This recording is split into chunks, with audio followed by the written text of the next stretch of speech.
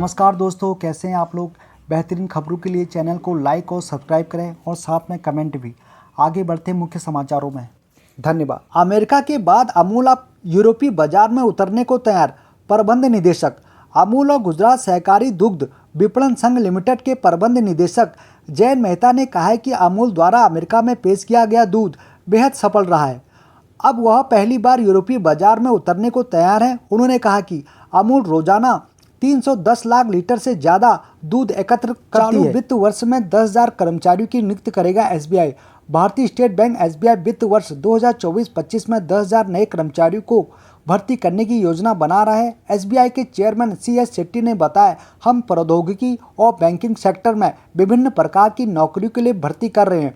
इसलिए कुल मिलाकर हमारी चालू वित्त वर्ष की आवश्यकता लगभग 8,000 से 10,000 लोगों की होगी। दिल्ली से श्रीनगर तक चलेगी वंदे भारत स्लीपर ट्रेन, 2,000 से 3,000 रहेगा किराया। रिपोर्ट ईटी नाउ के अनुसार रेलवे ने नई दिल्ली से श्रीनगर तक वंदे भारत स्लीपर ट्रेन चलाने की योजना बनाई है। रिपोर्ट ट्रेन में 13 घंटे में 800 किलोमीटर का सफर तय करेगी और नई दिल्ली से श्रीनगर का किराया 2,000 से 3,000 रहेगा। गौरतलब है, जम्मू कश्मीर में उधमपुर और श्रीनगर बारामूला रेल लिंक परियोजना को पूरा करने का काम मिशन मोड पर चल रहा है। एनडीए शासित सभी राज्यों में बिजली मुक्त हुई तो बीजेपी के लिए प्रचार करूंगा, केजरीवाल। दिल्ली के पूर्व मुख्यमंत्री अरविंद केजरीवाल ने प्रधानमंत्री नरेंद्र मोदी को चुनौती देते हुए कहा कि एनडीए शासित राज्यों में बिजली मुक्त हुई तो वह बिजली के लिए प्रचार करेंगे। उन्होंने कहा, इनकी 22 राज्यों में सरकारें हैं, वह एक राज्य बता दें जहां उन्होंने बिजली फ्री की हो। गुजरात में इनकी 30 साल से सरकार है, उन्होंने एक भी स्कूल ठीक नहीं कराया। किसान सम्मान निधि की किस्त न आने पर फोन पर कैसे चेक करें अपना स्टेटस।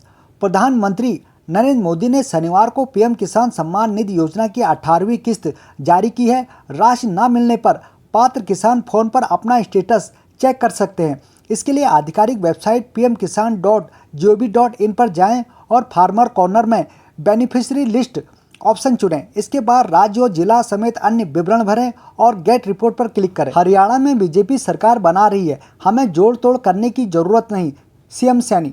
हरियाणा विधानसभा चुनाव में अधिकांश एग्जिट पोल में कांग्रेस को बहुमत मिलने को लेकर मुख्यमंत्री नायब सिंह सैनी ने कहा कि उन्हें विश्वास है कि बीजेपी अपने दम पर एक तरफा सरकार बना रही है। उन्होंने कहा, हमें जोड़ तोड़ करने की जरूरत नहीं पड़ेगी। उन्होंने आगे कहा, 8 अक्टूबर को लोग जवाब देंगे, फिर कांग्रेस कहेगी कि ईवीएम में समस्या है। चुनाव में हारने के बाद पूर्व मुखिया ने बिहार में तुड़वाई अपनी बनवाई हुई सड़क। जहानाबाद बिहार में पूर्व मुखिया का अपने ही बनवाई हुई सड़क तोड़ देने का मामला सामने आया है। ग्रामीणों का कहना है कि पंचायत चुनाव में पूर्व मुखिया को वोट नहीं दिया तो इसलिए उसने ऐसा किया। इस पर प्रखंड विकास पदाधिकारी अनिल मिस्त्री ने कहा है कि मामले की जांच करवा रहे हैं, मामला नोरू पंचायत का है। देख लो, ऐसे भी नेता हैं। डीएम के आगे यूपी में रख दी गई बिस्लेरी की जगह बिलशेरी, हुआ बुलडोजर एक्शन। बागपत उत्तर प्रदेश में बैठक के दौरान जिलाधिकारी जितेंद्र प्रताप सिंह के सामने बिस्लेरी की जगह बिलशेरी नाम लिखी पानी की बोतल रख दी गई। इसके बाद उन्होंने तुरंत दुकान की जानकारी ली और छापेमारी कर हजारों नकली पानी की बोतलें जब्त कर नष्ट करवा दी। बुलडोजर से बोतलों को नष्ट किए जाने का वीडियो सामने आया है। सचिन तेंदुलकर ने अमेरिका की नेशनल क्रिकेट लीग में खरीदी हिस्सेदारी। पूर्व भारतीय क्रिकेटर सचिन तेंदुलकर ने अमेरिका की नेशनल क्रिकेट लीग में स्वामित्व हिस्सेदारी खरीद ली है। सचिन ने कहा, हमारा लक्ष्य विश्व स्तरीय क्रिकेट प्रतियोगिता का एक मंच तैयार करने के साथ ही युवा प्रतिभाओं को इससे जोड़ना है। अपनी इस नई भूमिका के लिए बेहद उत्सुक हूँ। 4 अक्टूबर से शुरू हुआ एनसीएल 11 अक्टूबर तक समाप्त हो जाएगा। यूपी में हिंदू देवी देवताओं के खिलाफ अभद्र टिप्पणी करने वाला शख्स हुआ गिरफ्तार। अमेठी उत्तर प्रदेश में पुलिस ने सोशल मीडिया पर हिंदू देवी देवताओं के खिलाफ अभद्र टिप्पणी करने के आरोप में एक शख्स को गिरफ्तार किया है। बकौल पुलिस, करणी सेना के एक नेता की शिकायत की थी कि शख्स ने अपने फेसबुक अकाउंट के सनातन धर्म के देवी देवताओं के प्रति अश्लील और असंवैधानिक शब्दों का प्रयोग किया है। रिया सिंघा ने अयोध्या की रामलीला में सीता का किरदार निभाने पर कहा, बहुत आभारी हूँ। अयोध्या यूपी में हुई रामलीला में मां सीता का किरदार निभाने वाली मिस यूनिवर्स इंडिया 2024 रिया सिंघा ने कहा, मैं बहुत आभारी हूँ। उन्होंने कहा, मैं पहली बार अयोध्या आई हूँ, बहुत खुश हूँ। मैंने राम मंदिर भी देखा और सौभाग्यशाली महसूस कर रही हूँ। बीजेपी नेता व सिंगर मनोज तिवारी रामलीला में भगवान राम बने। रोहित शर्मा अगर आरसीबी में जाते हैं तो यह आईपीएल के इतिहास का सबसे बड़ा कदम होगा।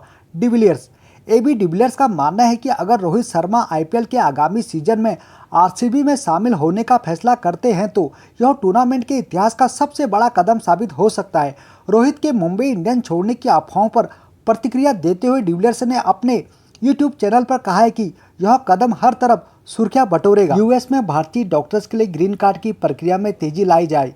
एएपीआई American association of physician of Indian origin के अध्यक्ष डॉक्टर सतीश कौथला ने कहा है कि अमेरिकी सरकार को भारतीय डॉक्टर्स के लिए ग्रीन कार्ड की प्रक्रिया को तेजी से आगे बढ़ाना होगा। उन्होंने कहा कि इससे भारतीय डॉक्टर्स अमेरिका में रह सकेंगे और अपने वीजा की स्थिति की चिंता किए बिना अपना काम जारी रख सकेंगे। यूएस में संविधान और लोकतंत्र को बनाए रखने के लिए ट्रंप की जीत जरूरी। एलन मस्क पेंसिल्वेनिया अमेरिका में अरबपति एलन मस्क ने राष्ट्रपति पद के उम्मीदवार डोनाल्ड ट्रंप के साथ मंच साझा किया और उनके लिए समर्थन की मांग की है। मस्क ने कहा, अमेरिका में संविधान और लोकतंत्र को बनाए रखने के लिए डोनाल्ड ट्रंप का जीतना जरूरी है। मस्क ने कहा, हमारे पास ऐसे राष्ट्रपति हैं जो सीढ़ियां नहीं चढ़ सकते। इजरायल ने लेबनान की राजधानी पर लगातार किए भीषण हमले, दहशत में आया पूरा शहर। रॉयटर्स के मुताबिक इजरायल ने लेबनान की राजधानी बेरूत के दक्षिणी सबर्ब में शनिवार देर रात से रविवार तक लगातार कई भीषण हमले किए। हमलों ने पूरे शहर को हिलाकर रख दिया और 30 मिनट तक कई किलोमीटर तक लाल रंग की चमक दिखती रही। इजरायली सेना ने शनिवार को बताया कि अब तक उसने हिजबुल्लाह के 440 लड़ाके मार गिराए हैं। आज के समाचारों में इतना ही, मिलते हैं कल। तब तक के लिए जय हिंद, जय भारत। चैनल को लाइक और सब्सक्राइब जरूर करें। धन्यवाद।